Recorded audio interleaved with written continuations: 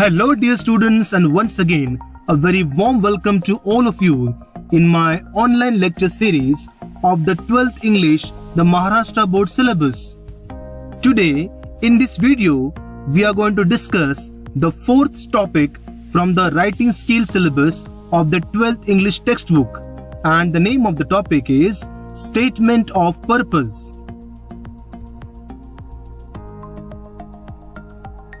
Dear students, do you wish to seek an admission in your desired university for a particular course in India as well as in foreign countries in the future? प्रिय विद्यार्थी मित्रांनो, भविष्यामध्ये तुमच्या उच्च शिक्षणासाठी तुम्हाला भारताबरोबर परदेशात सुद्धा एखाद्या नामांकित विद्यापीठामध्ये ऍडमिशन घेण्याची इच्छा आहे का? Do you wish to present yourself to be the most eligible candidate for the same? आणि ह्याच विद्यापीठामध्ये ऍडमिशन मिळवण्यासाठी तुम्हाला स्वतःला एक the most eligible candidate म्हणून सादर करण्याची इच्छा आहे का? Then you need to know what SOP is, right? What is Statement of Purpose, or what Statement of Purpose is? Do you really dream of taking admission in the top ranking colleges of India as well as abroad? So for that, we must know what is an SOP. Dear students, an SOP is a long essay required by the universities abroad and nowadays some of the Indian universities during the application process. तर प्रिय विद्यार्थी मित्रांनो, SOP म्हणजे काय? तर SOP हा एक लांब निबंध आहे जो परदेशातील विद्यापीठांना आणि आजकाल काही भारतीय विद्यापीठांना अर्ज प्रक्रियेदरम्यान आवश्यक आहे. As the full form of SOP reveals, a statement of purpose is an essay stating the purpose of applying to a particular course in a particular university. This essay consists of a gist, that is the summary of who you are, who you want to become, and how ready you are to pursue a certain course in an institution. तर प्रिय विद्यार्थी मित्रांनो, statement of purpose हा एक निबंध आहे जो एखाद्या विशिष्ट विद्यापीठात विशिष्ट कोर्सला अर्ज करण्याच्या उद्देशानं लिहिला जातो. या निबंधात आपण कोण आहात, आपण कोण बनू इच्छिता आणि एखाद्या संस्थेत एखाद्या विशिष्ट अभ्यासक्रमात प्रवेश घेण्यासाठी आपण किती तयार आहात याचा हा SOP म्हणजे स्टेटमेंट ऑफ पर्पज हा सारांश असतो. The document seeks to understand the candidate's life, the motivation for the chosen career path, and his or her career goals. So, SOP मध्ये उमेदवाराचे जीवन, निवडलेल्या करिअरसाठी मिळालेली प्रेरणा आणि तिचे किंवा त्याचे लक्ष्य समजून घेण्याचा प्रयत्न केला जातो. Hence, you should discuss the past incidents that have influenced your career path in a specific domain wherein you inspire to grow by joining a college or a course. आणि म्हणूनच आपण एखाद्या विशिष्ट डोमेन मध्ये आपल्या कारकिर्दीच्या मार्गावर परिणाम घडवलेल्या मागील घटनांबद्दल चर्चा केली पाहिजे, ज्यामध्ये आपण कोर्स कॉलेजमध्ये प्रवेश घेऊन स्वतःला वाढवण्याची इच्छा बाळगलेली असेल. Now, there is a difference between personal statement and statement of purpose. Both the terms are different. So let us see what is the meaning of the term personal statement. Personal statement. Personal statement is a story about your personal experience, your work, your volunteer experiences, and everything in the past that has made you the person today. तर personal statement म्हणजे भूतकाळामध्ये आपल्याला आलेले अनुभव, तुम्ही केलेलं काम, सामाजिक कार्यात तुमचा असणारा हातभार आणि भूतकाळातील सर्व काही ज्यामुळे तुम्ही आज वर्तमान काळामध्ये स्वतःला एक योग्य उमेदवार सांगू इच्छिता. It has motivated you, the person, to apply to a particular college. तर भूतकाळामध्ये तुम्ही केलेलं कुठलंही काम असू द्या की ज्यामुळे तुम्हाला या पर्टिक्युलर कॉलेजमध्ये ऍडमिशन घेण्याची इच्छा झाली, हे आपल्याला पर्सनल स्टेटमेंट मध्ये नोंद करायची असते आहे. The personal statement is used by the admissions office to figure out whether you are liable to be the student of that particular college. तर पर्सनल स्टेटमेंटचा फॉर्म हा एखाद्या विशिष्ट महाविद्यालयाच्या ऍडमिशन ऑफिस मार्फत भरून घेतला जातो, जेणेकरून त्यांच्या लक्षात येईल की तुम्ही त्या विशिष्ट कोर्ससाठी ऍडमिशन घेण्यास पात्र आहात आणि यालाच पर्सनल स्टेटमेंट असं म्हणतात. Now let us see what is the meaning of the term statement of purpose. Statement of purpose or an SOP is a bridge between your past experience and the future that you want to build in the particular course, especially at this university. तर statement of purpose हा भूतकाळाला भविष्यकाळाशी जोडणारा एक दुवा आहे. भूतकाळांचा अनुभव आपल्या जवळ ठेवून तुम्ही कशा प्रकारे या स्पेसिफिक कोर्सला ऍडमिशन घेऊन आपले भविष्य उज्ज्वल बनवू इच्छिता याचा उल्लेख आपल्याला स्टेटमेंट ऑफ पर्पज मध्ये करायचा असतो आहे. The statement of purpose is used by the admission counsellor to decide whether you are the right fit or the right candidate for that course. So dear students, when you are pursuing your higher studies, ज्यावेळेस तुम्ही एखाद्या युनिव्हर्सिटीमध्ये उच्च शिक्षणासाठी अर्ज करत असता त्यावेळेस statement of purpose या फॉर्मचा किंवा या निबंधाचा उपयोग केला जातो आणि त्या माध्यमातून तुम्ही कोण आहात, तुमचे व्यक्तिमत्व कसे आहे याची पूर्ण बारकाईने अभ्यास त्या टीम मार्फत केला जातो आणि त्यानंतरच तुमची निवड त्या विशिष्ट कोर्सला केली जाते. Now, dear students, let us see the important components of a good SOP. So, all in all, you can see on the screen, there are 10 different types of components of a good SOP. So, the first one is your personal background. Personal background म्हणजे तुमचा स्वजीवनाचा पूर्व इतिहास. The second one is your financial background. Financial background म्हणजे तुमची आर्थिक स्थिती. The third one is your immediate and the long term goals. तर वर्तमान काळात तुम्ही निश्चित केलेले तुमचे भविष्य काळातील गोल्स याचा उल्लेख आपल्याला या थर्ड पॉइंट मध्ये करायचा आहे. Then the fourth one is your academic details, interests and hobbies. तर या फोर्थ पॉइंट मध्ये आपल्याला आपले एज्युकेशनल जे क्वालिफिकेशन आहे किंवा जे अचिव्हमेंट्स आहेत, आपल्याला 11th स्टँडर्ड 12th स्टँडर्ड आणि इत्यादी कोर्सला किंवा इत्यादी क्लासमध्ये किती पर्सेंटेज पडले आहेत त्याचा उल्लेख आपण इथे करू शकता. त्याचबरोबर आपले इंटरेस्ट किंवा आपल्या हॉबी सुद्धा या फोर्थ पॉइंट मध्ये आपण मांडू शकता. The fifth one is the professional experience. तुम्हाला काही व्यावसायिक अनुभव असेल, फुल टाइम जॉबचा किंवा पार्ट टाइम जॉबचा किंवा काही व्हॉलंटरी सर्व्हिस तुम्ही कुठे केली असेल, काही समाजसेवा तुम्ही केली असेल, त्याचा सुद्धा उल्लेख आपण यामध्ये करू शकता. Now the sixth one is reason why you wish to study at a particular institution. तर उच्च शिक्षणासाठी तुम्ही एका पर्टिक्युलर इन्स्टिट्यूशनचीच निवड का केली, तुम्ही त्या महाविद्यालयाचीच निवड का केली, त्याचं कारण तुम्हाला स्पष्ट करायचं असतं आहे. Then the seventh one is reason for being interested in the chosen field. For example, if you want to become a mechanical engineer, so you will have to tell that what is the reason that you have chosen that field.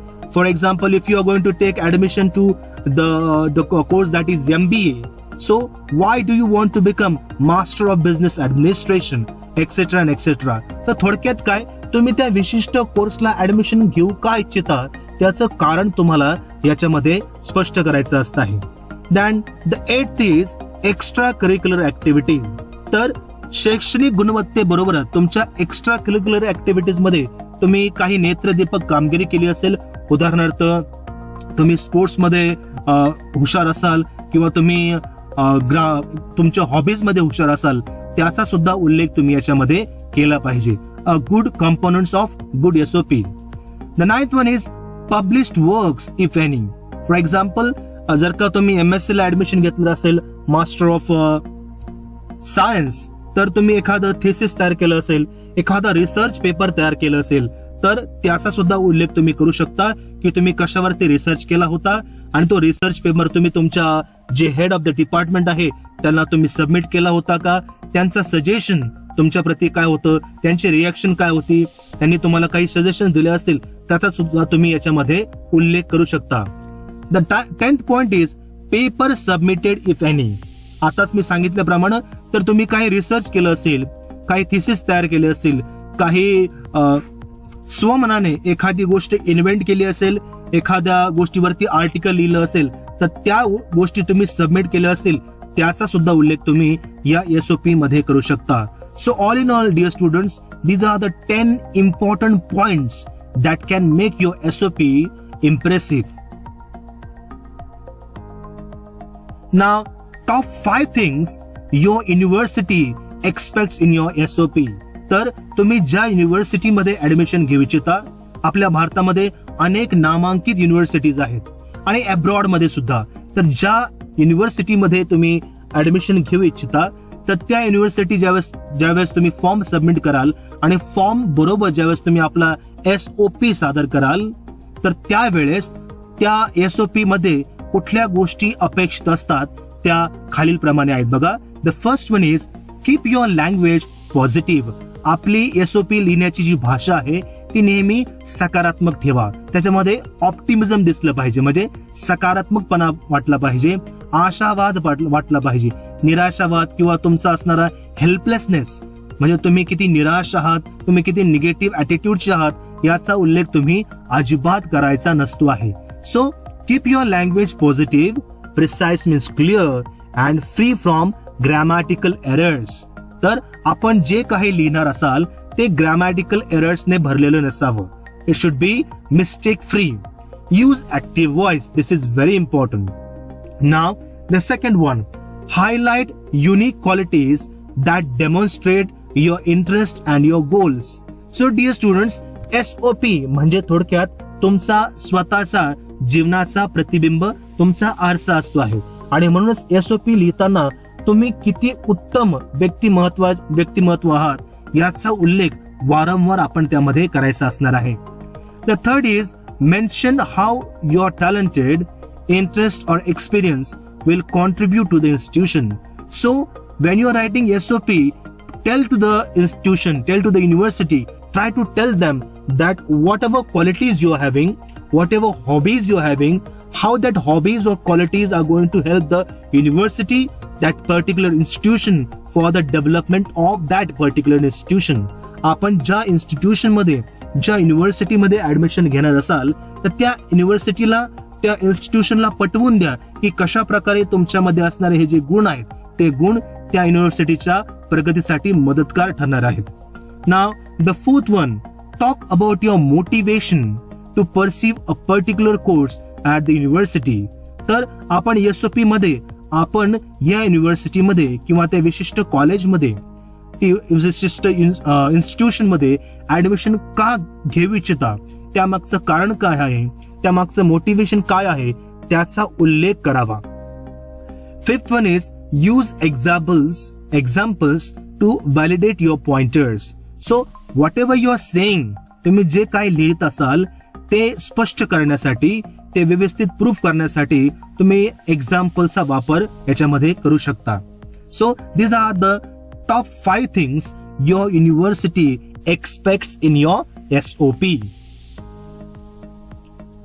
Now, what is included in statement of purpose? A statement of purpose is where you tell the admissions committee why you are interested in a particular graduate program, the kind of work you plan on doing, when you are there and why you in a particular should be doing that work. तर statement of पर्पजच्या माध्यमातून आपण एका विशिष्ट committee मेंबर्सला सांगत असतो, एखाद्या संस्थेच्या, एखाद्या युनिव्हर्सिटीच्या, की आपण त्या पर्टिक्युलर कोर्सला ऍडमिशन का घेऊ इच्छिता. त्याचबरोबर आपण त्या युनिव्हर्सिटीमध्ये, त्या इन्स्टिट्यूशन मध्ये ऍडमिशन घेतल्यानंतर आपण आपल्या गुणवैशिष्ट्यांच्या द्वारे त्या युनिव्हर्सिटीमध्ये किंवा त्या इन्स्टिट्यूशन मध्ये कशा प्रकारे उपयोगी ठरू शकता याचा सुद्धा आवर्जून उल्लेख तुम्ही या स्टेटमेंट ऑफ पर्पज मध्ये करणार आहात. The SOP is your chance to talk directly to the admission committee.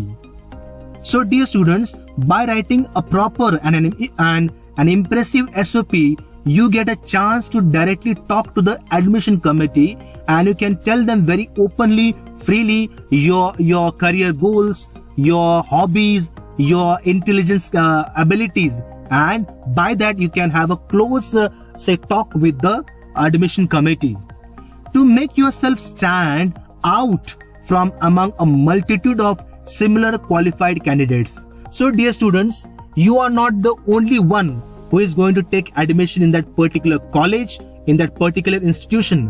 प्रिय विद्यार्थी मित्रांनो, ऍडमिशन प्रोसेस मध्ये तुम्ही फक्त एकच विद्यार्थी नसणार आहात. तुमच्यासारखे हजारो किंबहुना लाखो विद्यार्थी त्या पर्टिक्युलर कोर्ससाठी ऍडमिशन घेऊ इच्छित असतील.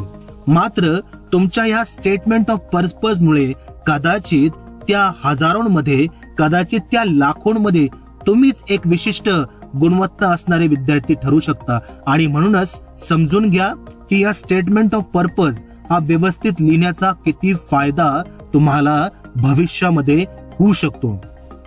To convince the committee that you have the spark, the thirst for knowledge that could add value to your class. So in SOP, या SOPच्या माध्यमातून तुम्हाला एक सुवर्ण संधी असते आहे की तुम्ही त्या ऍडमिशन कमिटीला पटवून देऊ शकता की तुमच्यामध्ये एक स्पार्क आहे, ती चमक आहे.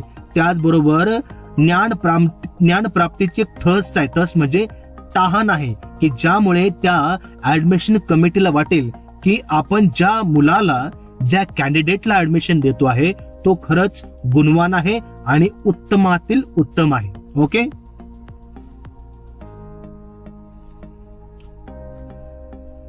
Statement of purpose is the single most important part of your application that will tell the admission committee who you are, what has influenced your career path so far, your professional interests, and where you plan to go from here. So dear students, by writing an SOP that admission council or the admission committee will understand, त्या admission committeeला समजून येईल की तुमचं त्या विशिष्ट कोर्सला admission घेण्यामागचं खरं कारण काय आहे, तुमच्या प्रोफेशनल इंटरेस्ट काय आहेत, भविष्यामध्ये तुम्हाला काय व्हायचं आहे आणि त्यासाठी तुम्ही स्वतःला सिद्ध करण्यासाठी किती तयारी करू इच्छिता, या प्रकारे तुम्ही या SOP मध्ये आपलं मत व्यक्त करू शकता.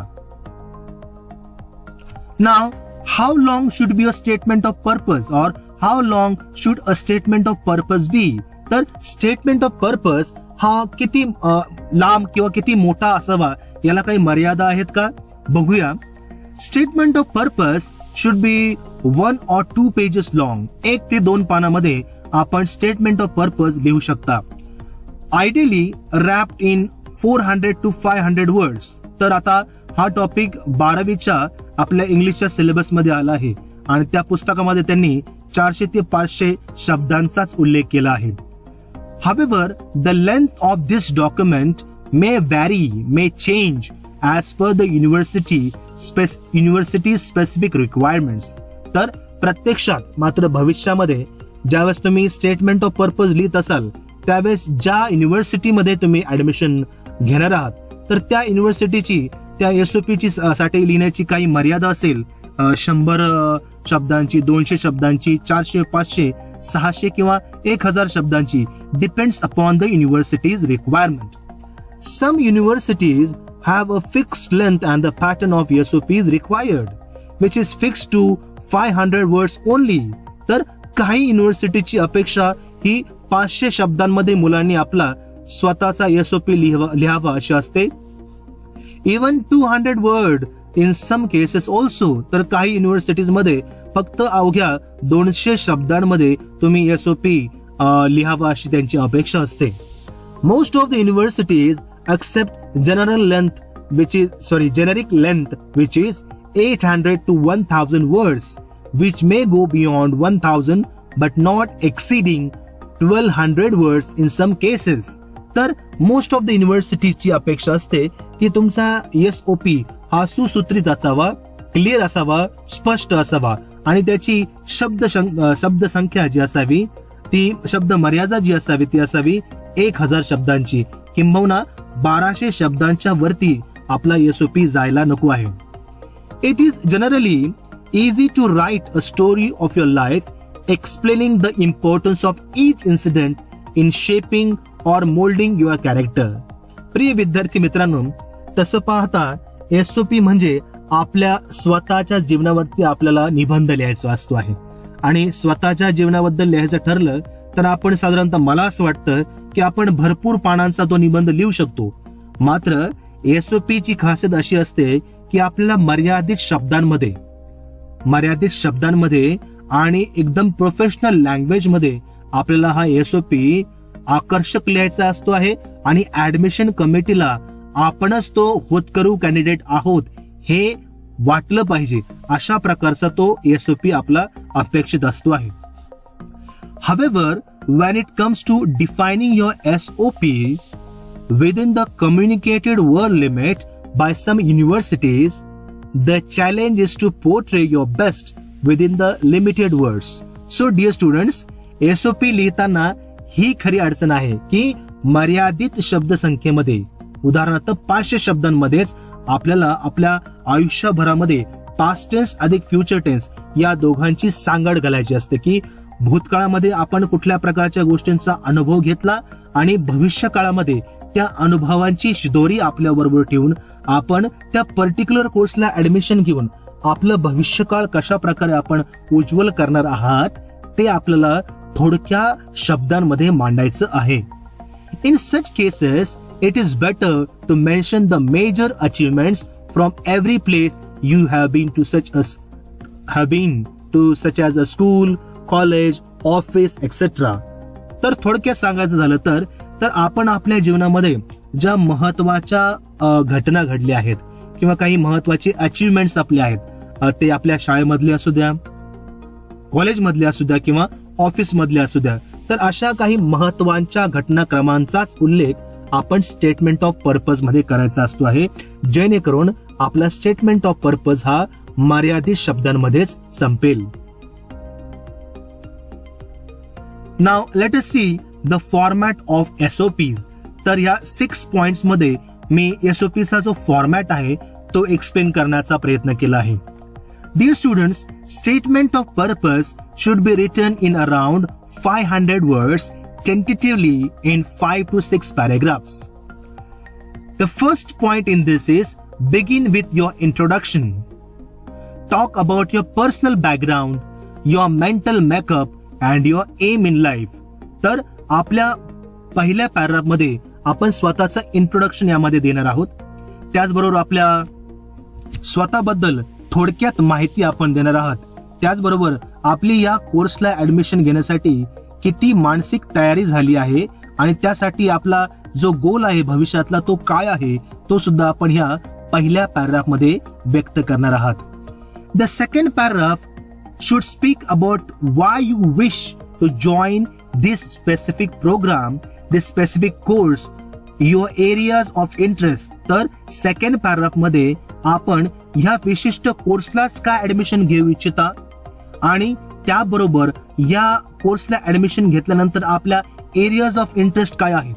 उदाहरणार्थ आपण इंजिनियर होणार असाल तर फक्त इंजिनियर मध्ये कुठला कोर्स, इलेक्ट्रिकल इंजिनियर असेल, मेकॅनिकल इंजिनियर असेल आणि भविष्यामध्ये हायर क्वालिफिकेशन साठी आपण कुठल्या कोर्सला ऍडमिशन घेऊ इच्छित असाल त्याचं विशिष्ट कारण याच्यामध्ये आपण लिहायचं आहे. In the third paragraph, write about your qualities that would be helpful or the suitable for these career goals and the objectives. तर तिसऱ्या पॅराग्राफ मध्ये आपल्या क्वालिटीज बद्दल आपण माहिती द्यायची आहे की आपण या विशिष्ट कोर्सला ऍडमिशन घेणार असाल तर त्या आपल्या क्वालिटीज कशा प्रकारे आपल्या ह्या कोर्ससाठी महत्वपूर्ण किंवा उपयोगी ठरणार आहेत त्याचा उल्लेख आपण ह्या थर्ड पॅराग्राफ मध्ये करणार आहात. Show how are your hobbies and extra curricular activities would help or would be helpful in strengthening your goals. तर या थर्ड पॅराग्राफ मध्ये आपल्या हॉबीज आणि एक्स्ट्रा करिक्युलर ऍक्टिव्हिटीज कशा प्रकारे आपल्या या गोलला अचीव्ह करण्यासाठी आपल्याला मदत करतील याचा उल्लेख आपण या थर्ड पॅराग्राफ मध्ये करायचा असतो आहे. In the fourth paragraph mention your experience in the field or an internship, your project you have done. So as it is given in the fourth point, you must experience or you must mention the experience in the particular field and what are the skills that make you distinct from the other applicants. बाकीच्या applicant पेक्षा तुम्ही वेगळे कशा प्रकारे आहात आणि या कोर्सला admission घेण्यासाठी तुमच्यामध्ये काय क्वालिटी आहे त्याचा उल्लेख आपण फोर्थ पॅराग्राफ मध्ये करू शकता. In the fifth paragraph we can say it is the concluding paragraph. State how admission to the particular course would be beneficial to you and how you look at it from a long term career perspective. तर पाचव्या म्हणजे शेवटच्या paragraph मध्ये concluding paragraph मध्ये तुम्ही admission कमिटीला हे पटवून द्यायचं आहे की तुम्ही या कोर्सला ऍडमिशन घेतल्यानंतर तुमचं भविष्य कशा प्रकारे उज्ज्वल होऊ शकतं.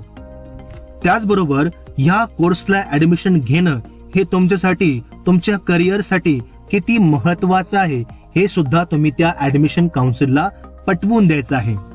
Sixth, write the statement of purpose in a clear and lucid language. So dear students, this is one of the most important lines in all these in these slides.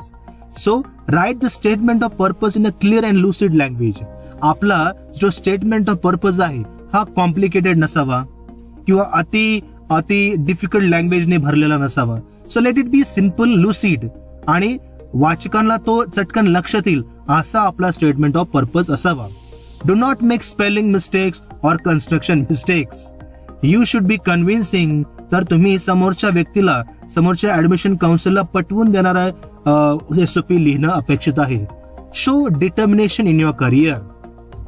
तर आपण आपल्या भविष्याप्रती किती समर्पक आहात हे आपण याच्यामध्ये पटवून द्यायचं आहे. Your purpose of choosing this particular course and the university should be in accordance with your career. Remember that your personality is reflected through this. So you need to explain the admission committee that what is the reason for choosing this course and how you're going to make your future brighter by taking the education or admission in this particular course. Highlight your qualities, life experience in such a way that your application should stand out from the rest. तर तुम्ही आपल्या SOP मध्ये आपल्या qualities, आपले जीवनाबद्दल आलेले अनुभव अशा प्रकारे मांडा की जेणेकरून बाकीच्या कॅन्डिडेट्स मध्ये आणि तुमच्यामध्ये सरळ सरळ फरक जाणवला पाहिजे आणि तुमचा एसओपी आकर्षक वाटला पाहिजे. So now these are in short 7 points. हे 7 मुद्दे तुम्ही पेपरच्या वेळेस लक्षात ठेवू शकता की जेणेकरून तुमचा एसओपी हा कसा होईल, अ विनिंग एसओपी तयार होईल. The first one is introduce yourself properly. Then in the second, short summary of your achievements. The third one is your career goals. So career goals means what you want to become in the future and what are your hobbies and your interests, blah blah. Showcase your interest. Then fifth one is explain your objectives. तुमचे career मध्ये असणारे objective इथं तुम्ही व्यक्त करू शकता. Sixth is mention how you will participate in your campus life. तुम्ही या पर्टिक्युलर कोर्सला याच इन्स्टिट्यूशन मध्ये या युनिव्हर्सिटी मध्ये ऍडमिशन घेतल्यानंतर तुम्ही कशा प्रकारे विविध ऍक्टिव्हिटीज मध्ये भाग घेणार आहात याचा उल्लेख तुम्ही या 6th पॉइंट मध्ये करू शकता. देन 7th पॉइंट कन्क्लुजन मध्ये तुम्हाला ऍडमिशन कमिटीला पटवून द्यायचं आहे कशा प्रकारे या इन्स्टिट्यूशन मध्ये ऍडमिशन घेतल्यानंतर तुम्ही या इन्स्टिट्यूशन साठी एक उपयोगाचा व्यक्ती बनवू शकता. So these are the 7 short but sweet points for making your SOP a winning SOP. Now, don'ts. Don'ts means you should not do such kind of mistakes while writing an SOP.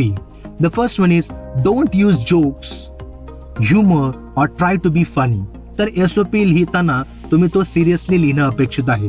यामध्ये jokes किंवा थट्टा मस्करी किंवा एक general लँग्वेजच्या व्यतिरिक्त, normal लँग्वेजच्या व्यतिरिक्त तुमची language funny नको आहे अशी अपेक्षा असते आहे. Second is don't excessively self disclose personal problems. तर SOP लिहित असताना तुम्ही व्यक्तिगत माहिती देत असताना तुम्ही अति व्यक्तिगत माहिती देऊ नये. तुम्ही किती प्रॉब्लेमचा सामना करत असाल, तुम्ही किती गरीब आहात, तुम्ही किती गरीब आहात हे सांगत बसण्याची याच्यामध्ये गरज नसते आहे. Third is don't be very general or वेग इन युअर रिसर्च इंटरेस्ट. तर बोलताना आपण एखाद्या गोष्टीचा रिसर्च करत आहात असं आपण सांगणार आहात, तर तो रिसर्च त्यांना पटेल असं सांगा किंवा एखाद्या क्षेत्रामध्ये आपल्याला असणारी आवड ते तुम्ही स्पष्ट करत असताना ती जनरल असावी. जास्त वेग किंवा जास्त आपल्याला थोडक्यात खोटारडी वाटेल असे तुम्ही रिसर्च इंटरेस्ट आपला सांगण्याची गरज नसते आहे. Fourth is don't include complaints and criticism. तर आपण एखाद्या युनिव्हर्सिटीमध्ये किंवा एखाद्या इन्स्टिट्यूशन मध्ये ऍडमिशन घेत असताना बाकीची युनिव्हर्सिटी, बाकीचं इन्स्टिट्यूशन खराब कशा प्रकारे आहे याची तक्रार करत बसण्याची अजिबात गरज नाही. Fifth is don't use clichés been interested in और I just want to help everyone. तर SOP लिहिताना तुम्ही किती थोर समाजसेवक आहात किंवा तुम्ही किती अति सामाजिक आहात हे लिहित बसण्याची गरज नाही. Useless you can be genuinely and convincingly use them. So ज्या गोष्टी खऱ्या आहेत त्या लिहिण्याचा प्रयत्न करा. ज्या गोष्टी जेन्युइन आहेत, ज्या खऱ्या आहेत त्या मांडण्याचा प्रयत्न करा. So these are the 5 don'ts you should avoid while writing a SOP. Now let us discuss the tips for writing statement of purpose. तर स्टेटमेंट ऑफ पर्पज लिहिण्यासाठी आता आपण काही टिप्स पाहणार आहोत. त्याचा उल्लेख आपण आपल्या SOP मध्ये लिहित असताना करायचा आहे. So often you might get confronted with the issue of what to include in your statement of purpose letter. तर बऱ्याचशा वेळेस विद्यार्थ्यांना स्टेटमेंट ऑफ पर्पज हा टॉपिक आला की घाम फुटतो आहे. याच्यामध्ये नेमकं काय लिहायचं आहे. You may look at different statement of purpose examples to get inspiration and to know exactly how to go about writing the document. तर आपण लगेच काय करतो आहे, गुगल वरती जातो आहे, सर्चिंग करण्याचा प्रयत्न करतो आहे की नेमकं स्टेटमेंट ऑफ पर्पज लिहायचं कसं. So to guide you further here are some tips for writing an effective statement of purpose examples. तर आता यानंतरच्या स्लाइड्स मध्ये आपण काही इम्पॉर्टंट टिप्स पाहणार आहोत की ज्याचा उपयोग करून आपला स्टेटमेंट ऑफ पर्पज अगदी सहज आणि सोप्या पद्धतीने लिहिता येईल. So let us begin it. So what to write in the first paragraph. SOP आपण सुरुवात केली आहे. पहिल्या पॅराग्राफ मध्ये नेमकं आपण काय लिहायचं आहे.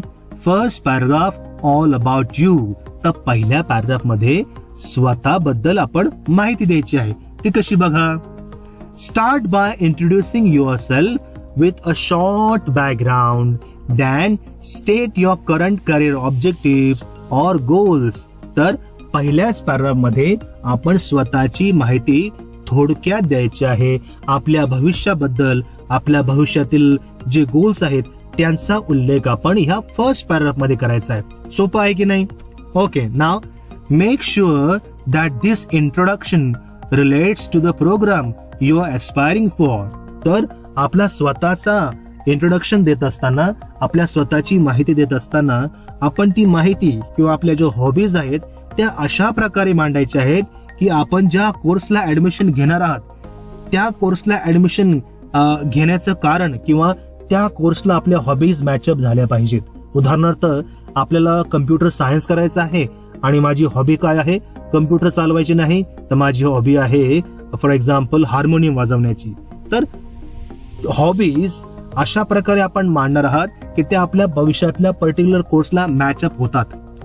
वेन कम्पेअरिंग स्टेटमेंट और purpose versus personal statement This is the main difference. So sorry, let me read it once again.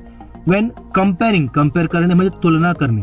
ज्यावेळेस आपण तुलना करतो कशामध्ये बघा, statement of purpose versus personal statement, this is the main difference. तर मला असं वाटतं की स्टेटमेंट ऑफ पर्पज ज्यावेळेस आपण लिहितो आणि पर्सनल स्टेटमेंट आपण ज्यावेळेस लिहितो, यामध्ये हा महत्वाचा फरक आहे की स्टेटमेंट ऑफ पर्पज मध्ये आपण अगदी थोडक्या पद्धतीने इंट्रोडक्शन मांडत असतो आणि पर्सनल स्टेटमेंट मध्ये आपण भूतकाळाबद्दल बऱ्या प्रमाणामध्ये माहिती देत असतो. ओके, तर पेपरमध्ये आपलं स्टेटमेंट ऑफ पर्पज लिहायचं आहे आणि म्हणूनच इंट्रोडक्शन लिहिताना अगदी ते शॉर्टकट मध्ये आपण लिहिणं अपेक्षित आहे.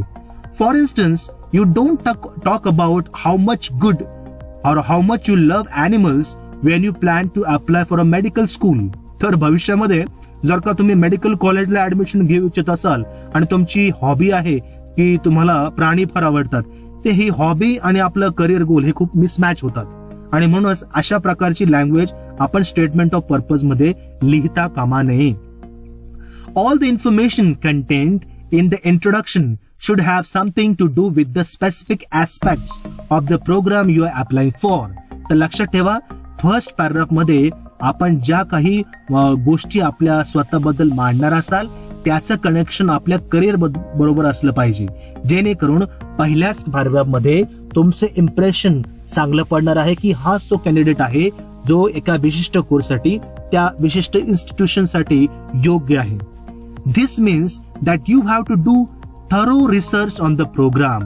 तर पहिल्या पॅराग्राफ मध्येच तुम्ही जे लिहाल, आपण ज्याला म्हणतो first impression is the last impression, अशाच प्रकारे तुम्ही पहिल्याच पॅराग्राफ मध्ये अगदी व्यवस्थितपणे त्या इन्स्टिट्यूशन बद्दल तर करणाराच रिसर्च तुम्ही, त्याचबरोबर त्या विशिष्ट कोर्सला तुम्ही का ऍडमिशन घेत असाल त्याच्याबद्दल तुम्हाला व्यवस्थित माहिती पाहिजे आहे. थोडक्यात आपण काहीतरी चुकीची भाषा लिहायचो तर आपलं एसओपी रिजेक्ट होईल, आपलं ऍडमिशन त्या इन्स्टिट्यूशन मध्ये होणार नाही. This ensures that anything you include on the document relates directly to the details included in the program. So when you write something in the first paragraph, तुम्ही पहिल्या paragraph मध्ये जे काही लिहिणार असाल त्याचा थेट परिणाम तुमच्या करिअरचे जे गोल्स आहेत त्याच्याशी रिलेट केला जाईल. उदाहरणार्थ, तुम्ही पहिल्या पॅराग्राफ मध्ये जे लिहाल त्याचा आणि तुमच्या करिअरचा काही संबंध आहे का हे चेक केलं जाईल आणि म्हणूनच पहिलाच पॅराग्राफ लिहित असताना खूप सावधगिरी बाळगली पाहिजे. The second paragraph, your reason for applying for the particular course. The next thing to include in your statement of purpose template is an explanation of the reason why you became interested in this particular field of study. तर second paragraph मध्ये तुम्ही या विशिष्ट course मध्ये admission घेण्यासाठी का प्रेरित झालात, तुम्हाला हे फील्ड का आवडलं, याचा उल्लेख किंवा याचा आलेख तुम्ही या सेकंड पॅराग्राफ मध्ये मांडायचा आहे. बघा वाक्य कसं आहे, write the explanation of the reason why you became interested in this specific field of study. This is very important, dear students. In the first section you stated your goals and background. तुम्ही पहिल्या paragraph मध्ये तुमचं गोल आणि तुमचं background व्यक्त केलं related to the program. Here you provide an explanation of your interest. तर त्याचाच उपयोग करून तुम्ही सेकंड पॅराग्राफ मध्ये ह्या कोर्सला ऍडमिशन घेण्याचं कारण व्यक्त करणार आहात. This is the reason why you are writing a statement of purpose. To inform the admission officers the reason you are applying. आणि या सेकंड पॅराग्राफ मध्ये तुम्ही ते कारण व्यक्त करणार आहात, स्पष्ट करणार आहात की या विशिष्ट कारणामुळेच मी या विशिष्ट कोर्सला ऍडमिशन घेऊ इच्छितो आहे. म्हणजे पहिल्या पॅराग्राफ मध्ये आपला थोडासा वैयक्तिक बॅकग्राऊंड, त्याचबरोबर आपले करिअर गोल्स, सेकंड पॅराग्राफ मध्ये आपण या कोर्सला ऍडमिशन का घेऊ इच्छिता आणि तेच आपण सेकंड पॅराग्राफ मध्ये ऍडमिशन ऑफिसर किंवा ऍडमिशन कमिटीला पटवून देणार आहात. Avoid giving reasons that are too general, as this only confuses admission officers on your purpose. तर ऍडमिशन काउन्सिलला किंवा ऍडमिशन ऑफिसर्सला काहीतरी जेन्युइन कारण सांगा की कशामुळे तुम्ही या पर्टिक्युलर कोर्सला ऍडमिशन घेणार आहात. तर माझ्या आई वडिलांची इच्छा होती म्हणून मी या कोर्सला ऍडमिशन घेतो आहे, माझ्या अंकलची इच्छा होती म्हणून मी या कोर्सला ऍडमिशन घेतो आहे. सो डोंट गिव्ह सम वेग आन्सर्स. काही चुकीची कारणं देत बसू नका. Give genuine reason for taking the admission in that particular course. Furthermore, they won't see you as a good candidate, but just as the part of a group who just provides too many reasons. तर जर का तुम्ही चुकीची कारणं दिलीत तर त्यांना काय वाटेल की हा एक सामान्य विद्यार्थी आहे जो फक्त घरच्यांची अपेक्षा पूर्ण करण्यासाठी हा एसओपी लिहित आहे आणि तुमचा एसओपी लगेचच रिजेक्ट होईल. लक्षात घ्या. If you understand your own reason for applying and you specify them as much as you can easily convince admission officers that you are the correct choice. तर आपण एसओपी लिहिताना जर का व्यवस्थितपणे आपलं ऍडमिशन घेण्यामागचं रिझन व्यक्त करू शकलात, स्पष्ट करू शकलात, तर ऍडमिशन ऑफिसरच्या लक्षात येईल की हाच तो कॅन्डिडेट आहे की ज्याला आपल्या इन्स्टिट्यूशन मध्ये ऍडमिशन घेण्याची मनापासून इच्छा आहे. Okay, so this is the second and the most important paragraph. Remember, now let us see the third one.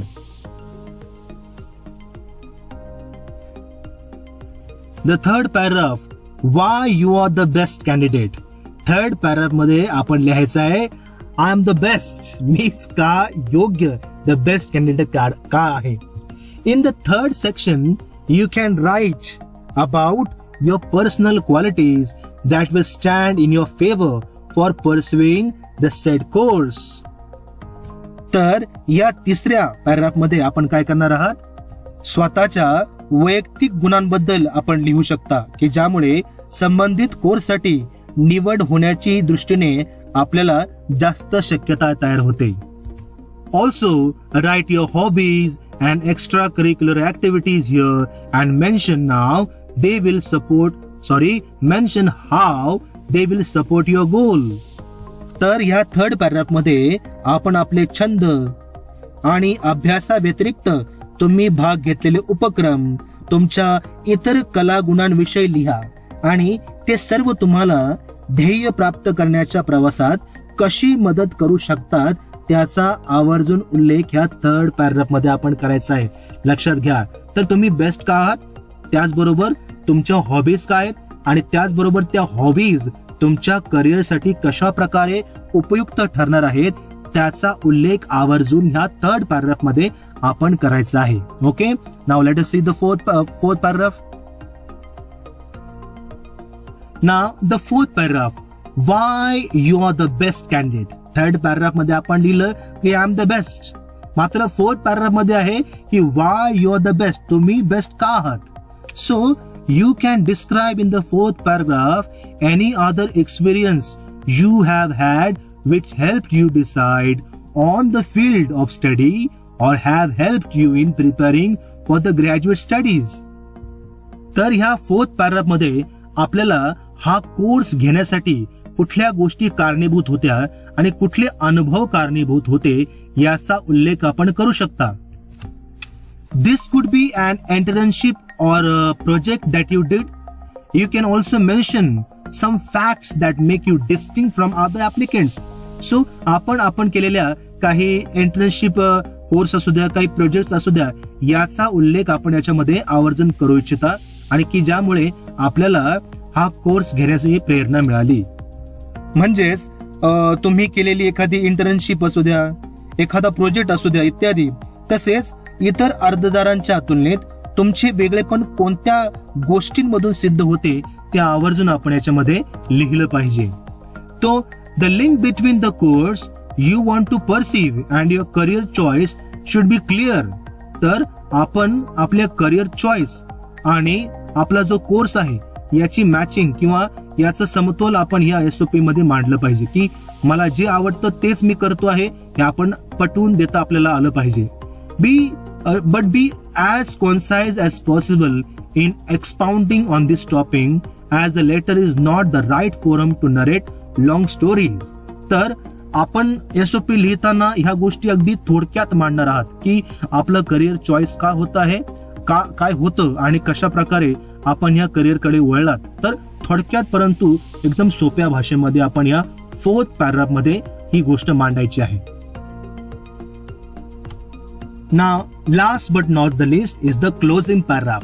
हा आपला आता समारोप समारंभ आहे. बघा, क्लोजिंग पॅराग्राफ म्हणजेच फ्युचर प्लॅन्स काय आहेत आपले, की फ्युचरमध्ये आपण काय होऊ इच्छितं किंवा ह्या कोर्सला ऍडमिशन घेतल्यानंतर भविष्यामध्ये आपल्याला काय व्हायची इच्छा आहे.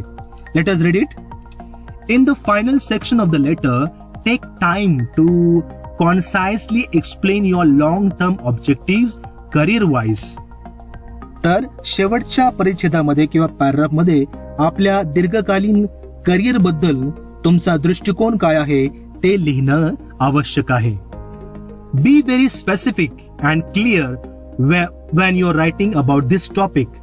You may notice that the objective here is very different from your current goal in the first paragraph. Means, in the beginning, you talked about your present desires. तर सुरुवातीच्याच पॅराग्राफ मध्ये आपण काय केलं, मला सध्याला काय होऊ वाटतं असं तुम्ही मेन्शन केलं होतं. In the beginning, you talked about your present desires, your action, and the goals and in this final paragraph, it refers to what you are planning to achieve. तर पहिल्या पॅराग्राफ मध्ये तुम्ही ह्या इन्स्टिट्यूशन मध्ये का admission घेऊ इच्छिता त्याचं कारण होतं, आणि क्लोजिंग पॅराग्राफ मध्ये या इन्स्टिट्यूशन मध्ये ऍडमिशन घेतल्यानंतर माझं भविष्य काय असेल याचा उल्लेख या क्लोजिंग पॅराग्राफ मध्ये केला जाईल. लक्षात घ्या. In the concluding paragraph you discuss what you want to become in the future. तर कन्क्लुडिंग पॅराग्राफ मध्ये भविष्यामध्ये आपल्याला काय व्हायला आवडेल, की आपण झाल्यानंतर काय करणार आहात याचा उल्लेख कन्क्लुडिंग पॅराग्राफ मध्ये आपण करणार आहात. लक्षात येतंय. So this is the difference between the first paragraph and the concluding paragraph. Now this is the last slide dear students. Points to remember. तर एसओपी लिहिताना हे पॉइंट्स आपल्याला लक्षात ठेवणं गरजेचं आहे. पहिला पॉइंट मी वाचतो आहे. Write the SOP in a clear and an easy to understand style. SOP लिहिताना भाषा स्पष्ट आणि समजण्यास सुलभ असावी. Second, be careful to avoid mistakes in spelling and grammar. तर स्पेलिंग आणि व्याकरणामधील चुका होणार नाहीत याची दक्षता तुम्ही या एसओपी मध्ये घ्यायची आहे. Third one is facts must be presented in a convincing way. तर मुद्दे जे आपण मांडणार आहात ते पटतील अशा प्रकारे खात्रीपूर्वक पद्धतीने आणि ठामपणे आपण मांडणे गरजेचे असते. Fourth, the link between the course you want to pursue and your career choice should be very clear. तर तुम्ही करू इच्छिणारा कोर्स आणि तुमच्या करिअरची निवड यांच्यातील दुवा संबंध स्पष्ट करता आला आपल्याला पाहिजे. Fifth one is highlight your qualities and life experience in such a way that your application renders a unique tone and a tenor. Means, तुमचे गुण आणि तुमचे जीवन अनुभव यांना प्रभावीपणे आपण आपल्या एसओपी मध्ये मांडा, जेणेकरून तुमच्या अर्जाला एक वेगळी उंची आणि एक वेगळा परिणाम लाभेल. Sixth one is be straightforward and transparent. The judging committee who screens the application comprises very experienced people and a capacity in writing will prove counterproductive. So, स्पष्ट आणि पारदर्शक रहा. अर्ज पडताळणी करणारी कमिटीमध्ये अत्यंत अनुभवी लोक असतात. त्यामुळे लेखनात कोणतेही संदिग्धता असेल तर ते तुमच्यासाठी प्रतिकूल ठरू शकते. म्हणजेच तुमचा एसओपी किंवा तुमचा अर्ज सरळ सरळ रिजेक्ट केला जाईल. आणि म्हणूनच एसओपी लिहिताना हे 6 मुद्दे लक्षात ठेवणं फार गरजेचं आहे. आता बघा, this sample SOP is for applying to masters program in sociology in UK. तर UK मध्ये आपल्याला जर का समाजशास्त्रात पदवीधर व्हायचं असेल तर कशा प्रकारे आपण हा एसओपी लिहिला पाहिजे हा मी या स्क्रीनवरती मांडलेला आहे. तर बघा, इंट्रोडक्शन पॅराग्राफ आहे, त्याच्यानंतर सेकंड पॅराग्राफ आहे,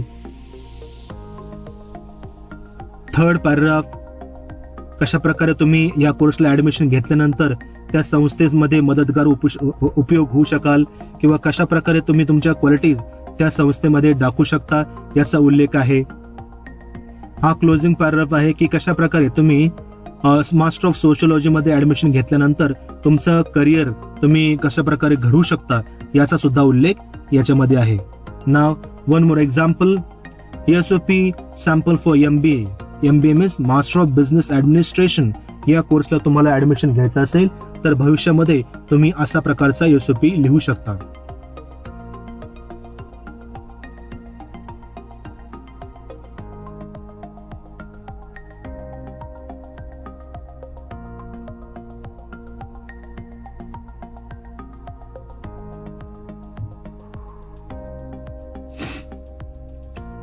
So dear students, I hope you have understood the topic statement of purpose.